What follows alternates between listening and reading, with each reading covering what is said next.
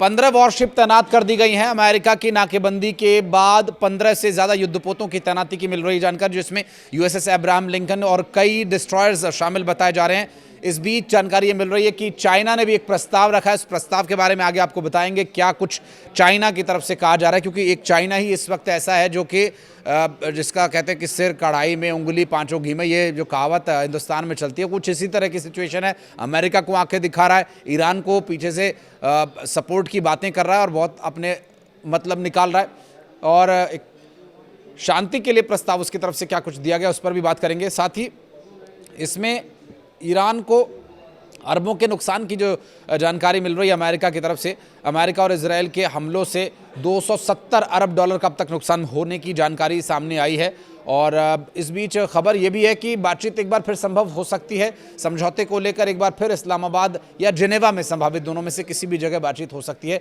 तो ये जो इस वक्त की ताज़ा अपडेट्स हैं इस पूरे वॉर से जुड़ी हुई, वो हम आप तक पहुंचा रहे हैं, क्योंकि ईरान को अमेरिका पर अब भी भरोसा नहीं है, इसलिए बातचीत के बजाय अपनी शर्तों को थोपे जाने का आरोप लगाया गया है। और ये सारे विषय आगे वीडियो में आप देखेंगे। नमस्कार, मैं हूं आशीष त्रिपाठी, और इस्लाम और मुसलमानों का रहनुमा होने का दावा करने वाला पाकिस्तान अमेरिका की तरफ इतना क्यों झुका हुआ है, ये समझ से परे है।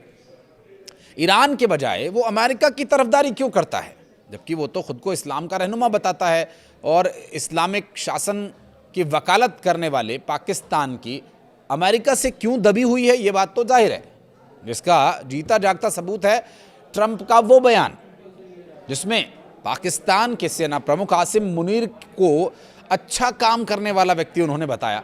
अब ये बयान आने के बाद शहबाज शरीफ की हालत पतली हो गई है। उन्हें ये डर है कि आसिम मुनीर की ट्रंप बार बार तारीफ कर रहे हैं, कहीं कोई खेला तो नहीं होने वाला है, और ये डर उनका लाजमी है।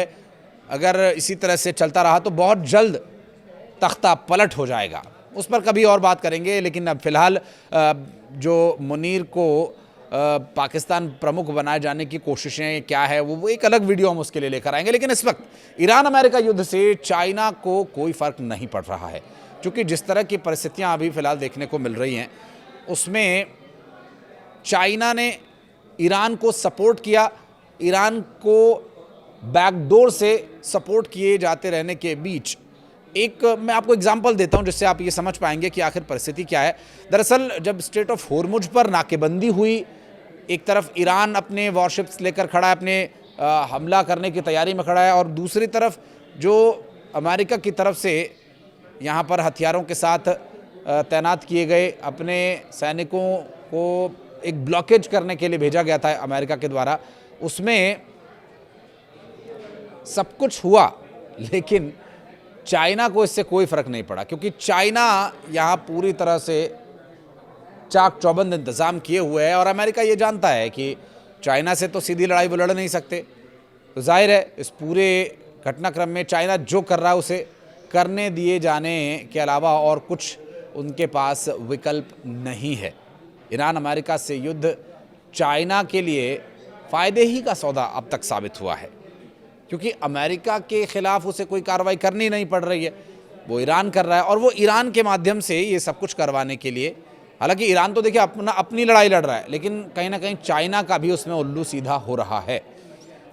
अब मंगलवार को आबू धाबी के क्राउन प्रिंस शेख खालिद बिन मोहम्मद बिन जायद अल नाहयान के साथ बीजिंग में बैठक के दौरान पश्चिमी एशिया में स्थायी शांति पर जोर दिया शी जिनपिंग ने, और अमेरिका के फैसले की कड़ी आलोचना की। फैसला जो होर्मुज स्ट्रेट ब्लॉक किए जाने की घोषणा की गई थी, उसकी आलोचना की है। अब देखिए, जो क्राउन प्रिंस हैं वो भी अमेरिका के साथ मिलजुल कर चलने में विश्वास रखते हैं, लेकिन किस तरह से खेल यहाँ पर चाइना खेल रहा है, और क्राउन प्रिंस को मुलाकात के दौरान चाइना ने अपनी बात रखी है और अपनी तरफ झुकाव करने की कोशिश कर रहा है चाइना, क्योंकि चाइना का ये पूरा जो खेल है ये दरअसल अमेरिका के खिलाफ ही है।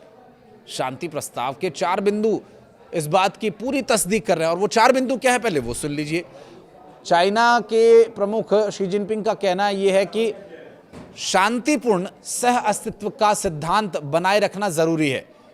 सह अस्तित्व यानी आप भी ज़रूरी और हम भी ज़रूरी, आपका भी उतना ही मान सम्मान, हमारा भी उतना ही मान सम्मान। आप छोटे तो क्या हुआ और हम बड़े तो क्या हुआ, या हम छोटे तो क्या हुआ। इसके अलावा ये तो एक बिंदु हो गया, साथ ही दूसरा बिंदु उन्होंने कहा कि राष्ट्रीय संप्रभुता के सिद्धांत का पालन किया जाना चाहिए। अब अगर दो देश हैं, कोई भी एक देश ए है, एक देश बी है, अगर ए देश के पास साधन संपन्नता है और बी देश के पास नहीं है, तो ए देश को भी उतनी ही मान सम्मान, मर्यादा, इज्जत और अंतर्राष्ट्रीय जो प्रतिबंध और तमाम तरह की जो रवायतें कवायदें हैं वो उतनी ही इस बी देश पर भी लागू होनी चाहिए जो अपेक्षाकृत ए से कम संपन्न है। ये राष्ट्रीय संप्रभुता के सिद्धांत को लागू किया जाए, इस तरह का कुछ शी जिनपिंग का बयान था। और शी जिनपिंग ने कहा कि विकास और सुरक्षा के बीच तालमेल बिठाने का सिद्धांत का पालन भी होना चाहिए। विकास करना हर देश के लिए ज़रूरी है, लेकिन विकास करने की, जिस तरह अब जो अमेरिका है अपना विकास करने के लिए कितने देशों पर कब्जा करेगा, कितने देशों के तेल के कुएं छीनेगा, कितने देशों के राष्ट्रपति को कब्जे में लेगा, कितने देशों के राष्ट्रपति को बंदी बनाएगा और कितने देशों पर हमला करेगा, उनके वहाँ की टेरिटरी को नष्ट करेगा। तो ये विषय बहुत ज़रूरी है। विकास के साथ साथ यहाँ विकास के अलावा सुरक्षा का और तालमेल का जो सिद्धांत है उसका भी पालन होना चाहिए। ये तीसरा प्रस्ताव चाइना की तरफ से रखा गया। तो चौथे प्रस्ताव की यदि बात करें तो अंतर्राष्ट्रीय नियम आधारित व्यवस्था की रक्षा करने की आवश्यकता ज़रूरी बताई शी जिनपिंग ने, जिसमें अंतर्राष्ट्रीय नियम आधारित व्यवस्था, जैसे अब स्ट्रेट ऑफ हॉर्मुज है, वहाँ से जहाज़ जो निकलते हैं वो पूरी दुनिया में जाते हैं। लगभग 20 से 25% तक के जो तेल का परिवहन है वो इन्हीं रास्तों से हुआ करता है और ये सभी देशों के लिए, पूरी दुनिया के देशों के लिए ज़रूरी है। और ऐसे में जिस देश की जितनी आवश्यकता है या जिस देश की जितनी व्यवस्था है, उसी के आधार पर व्यवस्था जो बनाई गई है वो बनी रहे। जिसमें जैसे अमेरिका ने ईरान की पूरी व्यवस्था बिगाड़ने की कोशिश की, बहुत तरीके से घेराबंदी करने की कोशिश की, वहाँ पर कई तरह के प्रतिबंध लगाए, वहाँ की हालत को पूरी तरह से बिगाड़ दिया गया, डॉलर की कीमत वहाँ पर बहुत बढ़ गई थी और बहुत सारे ऐसे प्रतिबंध लगाए जाने के बाद अंतर्राष्ट्रीय स्तर पर ईरान की परिस्थिति काफ़ी ख़राब हो गई थी। तो इसकी रक्षा हो, ये शी जिनपिंग की तरफ से प्रस्ताव दिया गया है। लेकिन इस प्रस्ताव के सामने आने के बाद चाइना को क्या फ़ायदा होने वाला है? अब देखिए, चाइना अपने आप में एक बहुत बड़ी महाशक्ति बनकर उभर रहा है और ये बात अमेरिका भी जानता है कि चाइना से वो सीधे टक्कर नहीं ले सकता। चाइना भी ये जानता है कि हम इससे टक्कर भला क्यों ले, क्योंकि चाइना देखिए बहुत बारीक चलता है। चाइना सीधे युद्ध में घुसेगा तो उसको बहुत नुकसान हो जाएगा, इसलिए वो सीधे युद्ध में ना घुस करके अपनी ताकत दिखा करके डराने की कोशिश करता है और वो काफ़ी हद तक कामयाब भी रहा है अब तक हर मोर्चे पर। और यहाँ भी कुछ वैसा सा ही काम हो रहा है। ईरान जो बिल्कुल झुकने को तैयार नहीं है अमेरिका के आगे, किसी भी ऐसी बात को मानने को तैयार नहीं है जो उसके अस्तित्व को, उसकी खुददारी को नामंजूर हो। अब इस बात का फ़ायदा चाइना उठा रहा है। चाइना जगह जगह जा कर के अमेरिका के बारे में बयान दे रहा है, जो सच भी है, लेकिन ये कहीं ना कहीं चाइना के हित में जा रहा है। पाकिस्तान अपनी भद पिटवा रहा है पाकिस्तान को, क्योंकि देखिए पाकिस्तान को शहबाज शरीफ चलाते हैं ऐसा नहीं है, पाकिस्तान को आसिम मुनीर चलाते हैं, पाकिस्तान की सेना वहाँ चलाती है। ये वाहिद एकमात्र ऐसा देश है जहाँ पर सेना के अपने स्टोर्स हैं, सेना सेल परचेज़ के काम में लगी हुई है, फ़ायदा कमाती है, लाभ होता है, हानि होती है, एक लगभग कॉरपोरेट वाला काम यहाँ पर सेना करती है और एक बिज़नेस कंपनी के जैसे वो देश को रन करती है। सारा पैसा, सारी ताकत, जितनी भी भीख मांग कर रकम इकट्ठा की जाती है, सब सेना के हाथ में दी जाती है। भीख मांगने जाता है शहबाज शरीफ और पैसे ला कर के आसिम मुनीर को देने पड़ते हैं। और इस बात को डोनाल्ड ट्रंप जानते हैं, वो धीरे धीरे उसकी पीठ सहला रहे हैं आसिम मुनीर की, कि बेटा तुझे बनाएंगे प्रधानमंत्री, चिंता मत कर, तू बहुत बढ़िया काम करा, शाबाश। तो ये जो एक चने के झाड़ पर चढ़ा करके अपना काम निकाल रहा है अमेरिका, ये बहरहाल आगे पता चली जाएगा, क्योंकि पाकिस्तान में कितने बुरे हालात हैं, वहाँ की जनता जो एक एक पाई पाई के लिए मोहताज है। अब वो, अच्छा देखो, इस बीच एक बड़ी खबर ये भी आई कि जो पाकिस्तान में जिस होटल में मीटिंग करवाई गई थी, उस मीटिंग का आसिम मुनीर ने बिल तक नहीं चुकाया। क्या कर लोगे? होटल चलाना है कि नहीं चलाना है? तो ये जो हालात हैं, ये जो परिस्थितियां हैं, और बहुत थू-थू हो रही है अंतर्राष्ट्रीय स्तर पर, सोशल मीडिया पर आप देखिए जा करके किस तरह से आसिम मुनीर, शहबाज शरीफ की थू-थू हो रही है पूरी दुनिया में। उस होटल वाले की क्या गलती है? उसकी गलती ये है कि वो पाकिस्तान में है और वहाँ के हुक्मरान जो भिखमंगे हैं बाय नेचर, उनके साथ डील करना पड़ रहा है उन्हें, ये मजबूरी है उनकी।